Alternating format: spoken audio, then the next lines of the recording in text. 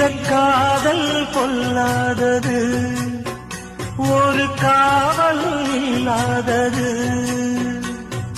ஊதக்காத்தில் வஞ்சி மாது ஒத்தையிலே வாடும் போது போர்வை போல பொத்தி அணைப்பே.